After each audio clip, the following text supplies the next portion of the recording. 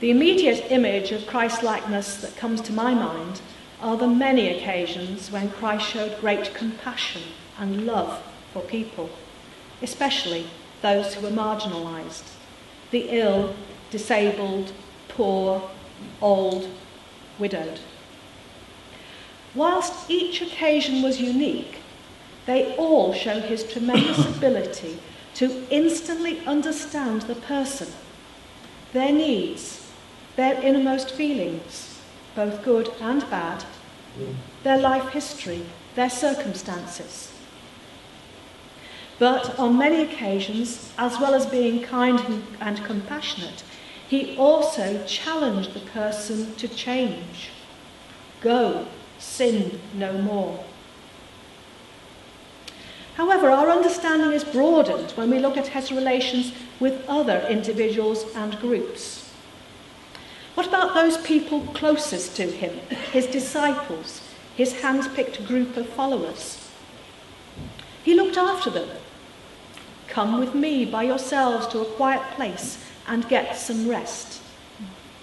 He had high hopes for them, sending them out to preach. But he also got frustrated with them when they didn't grasp the example he was setting them of being a servant for all. And he got angry with them, even rebuking Simon Peter. But when Simon Peter denied him and the disciples ran away, he forgave them, trusted them, and commissioned them to go make disciples.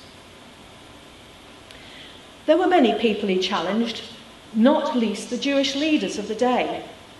He often accused them of being hypocrites, challenging their interpretation of the Hebrew Scriptures, their authority, their values, their decisions, and they in turn, of course, tried to catch him out. But even with this group, he had time for the inquiring individual, such as Nicodemus. So these are some of the adjectives which, for me, describe what Jesus is like in the way he relates to other people. Some words are more comfortable, such as loving, compassionate, forgiving, generous, wise, perceptive, caring. But others are more difficult, such as challenging, angry, impatient, courageous. My view of Jesus is as a countercultural maverick, somebody who was at loggerheads with much of his time, and that I see as being our role in the church of challenging the world we see around us. So how do we as Christian disciples become more Christ-like? With a lot of hard work and thought. Thank you. Any church that seeks to grow in Christ-likeness needs to learn together about the example that Christ set, because we can't follow any example if we don't know what it is. And secondly, any church wishing to grow in Christ-likeness prays together, because then it has its eyes open to the possibilities that exist for being Christ-like. Jesus fed the hungry. We've heard in this synod about the work that's going on in Middlesbrough, feeding the hungry, caring for the needy. I live in a rural community. The church has an allotment. The food feeds refugees and failed asylum seekers. Jesus fed, we feed. Jesus stood alongside the marginalised, the hurting, the rejected members of society. He met with a woman at the well, with Zacchaeus, with the woman taken in adultery, and so many others.